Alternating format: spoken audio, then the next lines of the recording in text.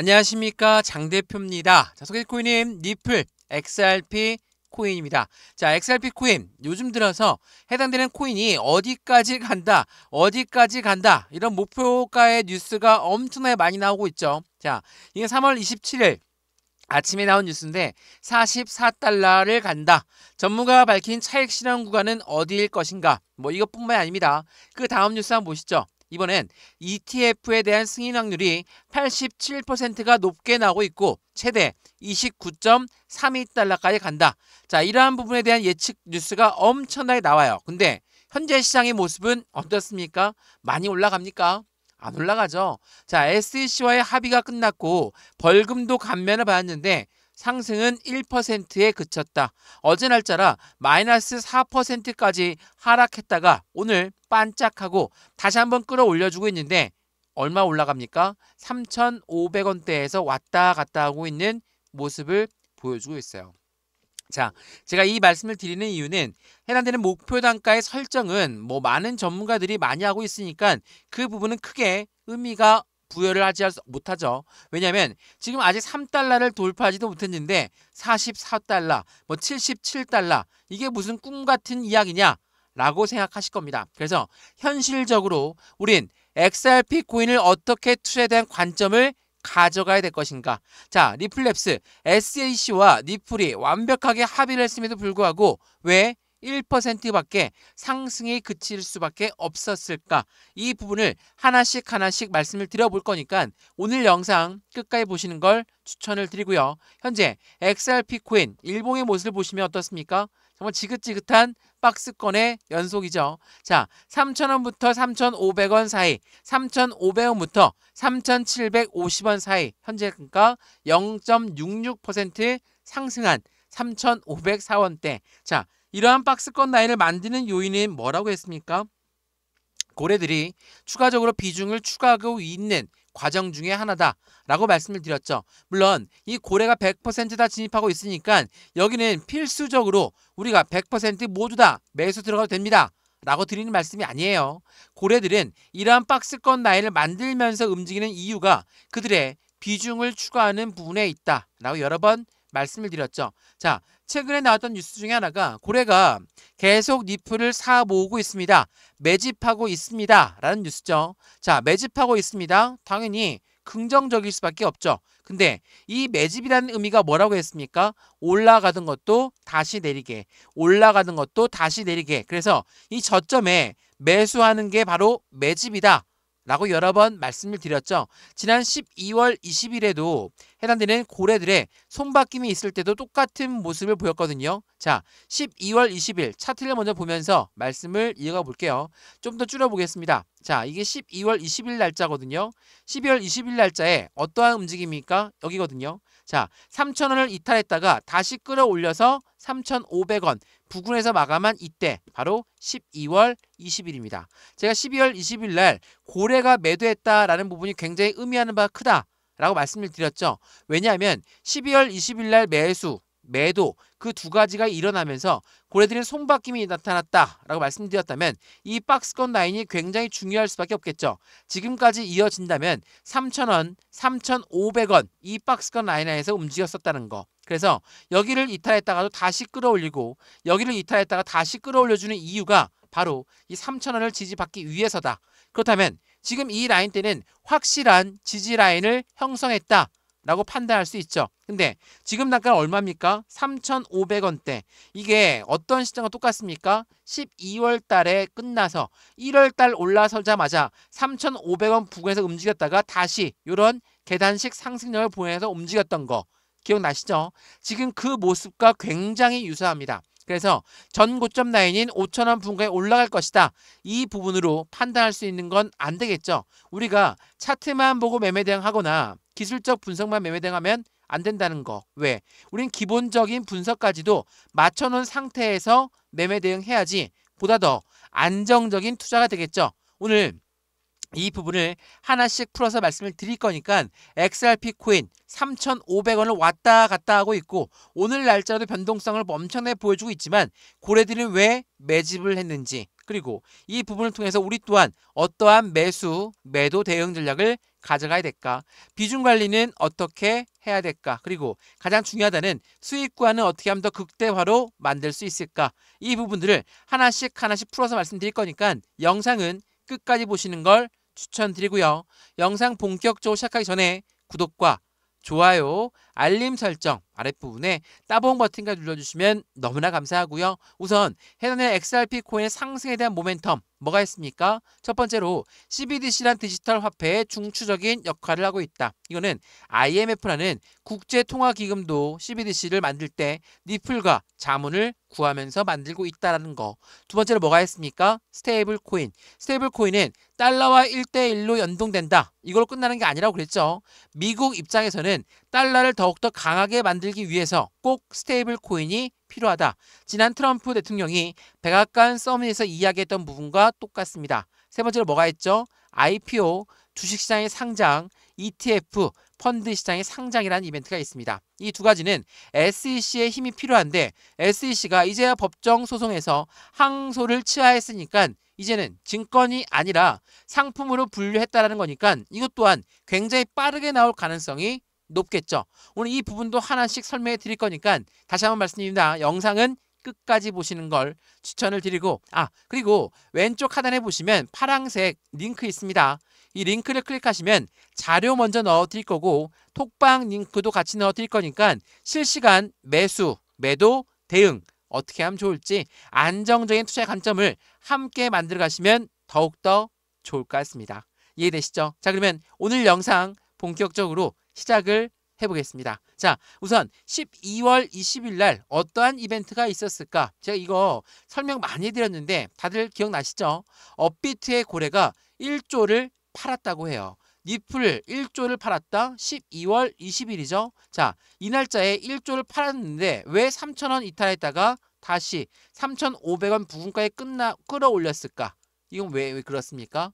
고래가 매도를 했다는 건 시장에 그냥 내놓는 게 아니라 고래는 대량으로 1조를 팔았으니까 대량 매매죠. 다른 고래한테 이걸 살 사람을 먼저 구한 다음에 매매가 일어나는 거. 이게 뭐라고 했습니까?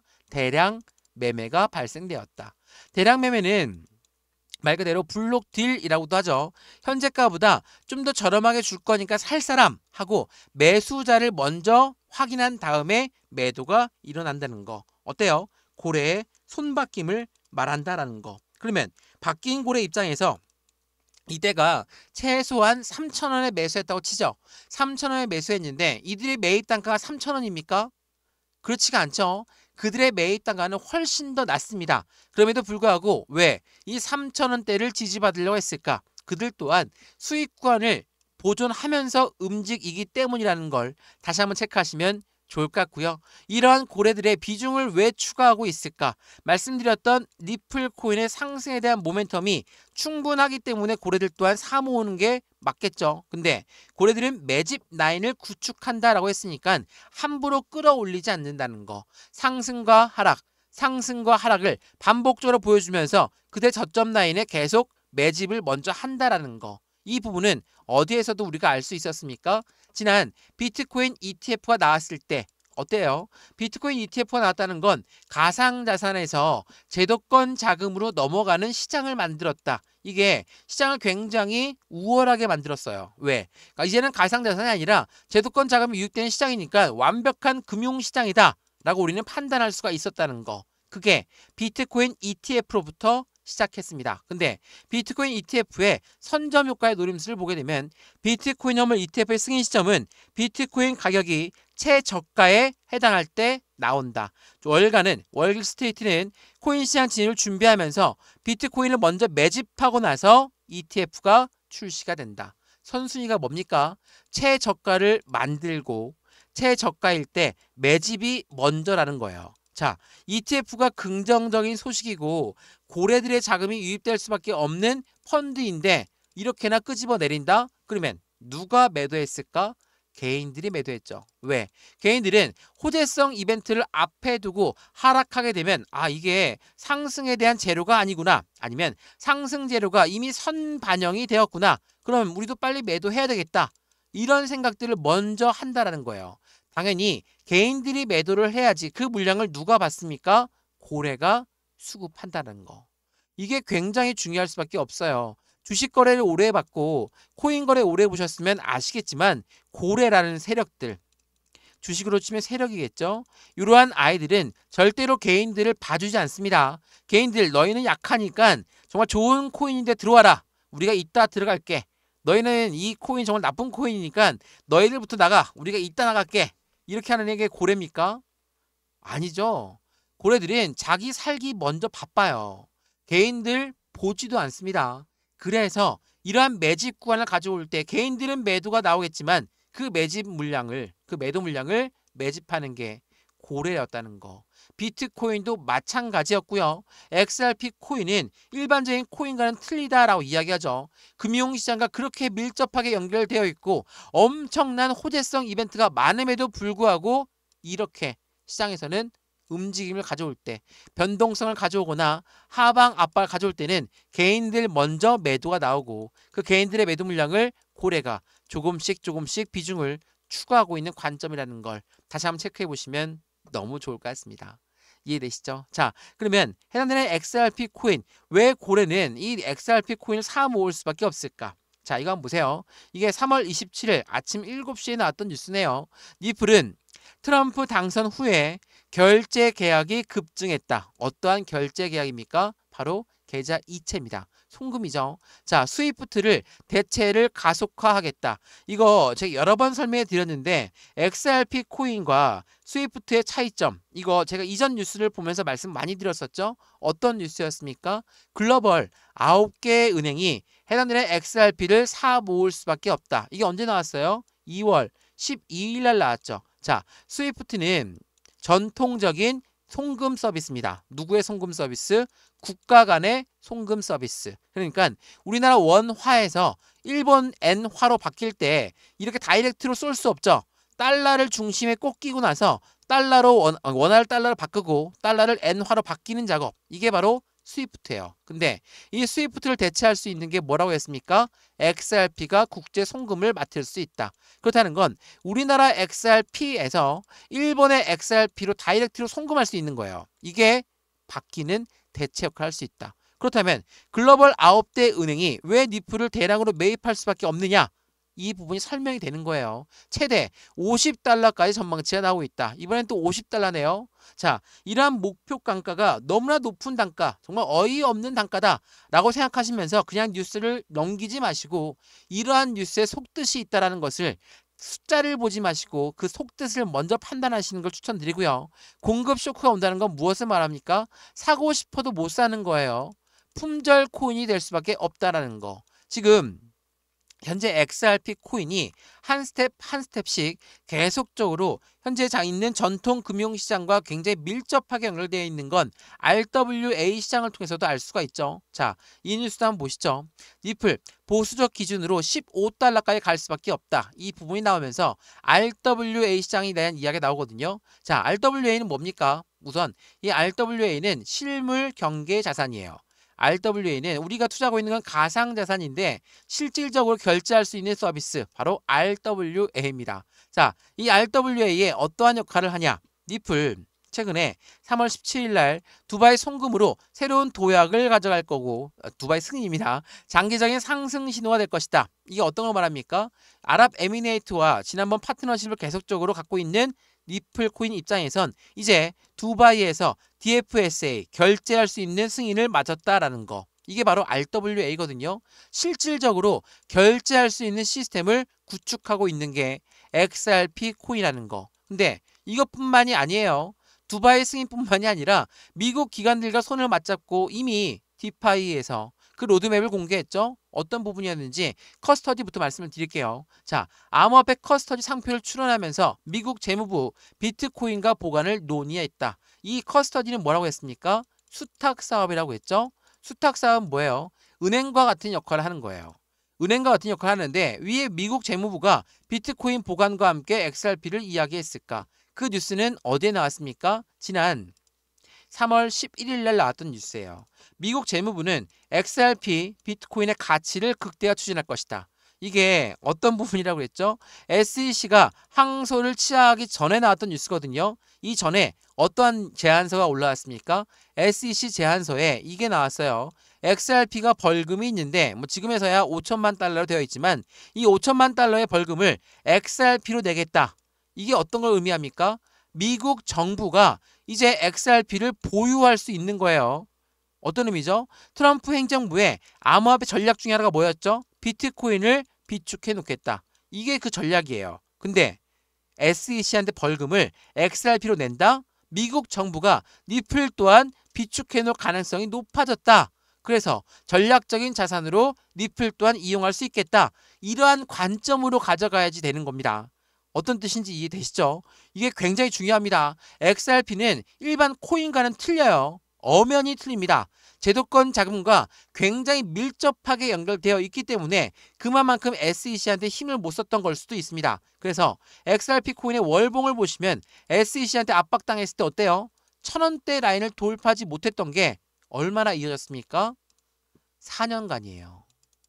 2022년도, 2023년, 2024년 11월 달까지 1,000원대 라인을 돌파하지 못했습니다. 왜? 이유는 하나, SEC가 너희는 증권이다.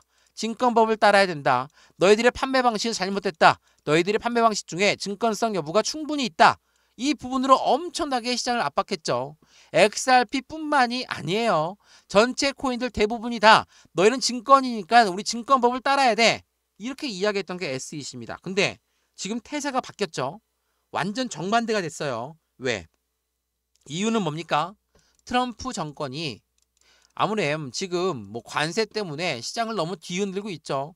정말 싫을 수 있습니다. 근데 이 관세 또한 공약 중에 하나였고 두 번째 공약 중엔 코인 시장의 대통령이 되겠다. 이것 또한 공약 중에 하나예요.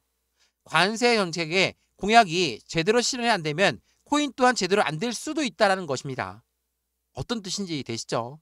미국 트럼프 대통령은 자신이 이야기했던 것을 지금 하나씩 지켜가고 있는 거예요.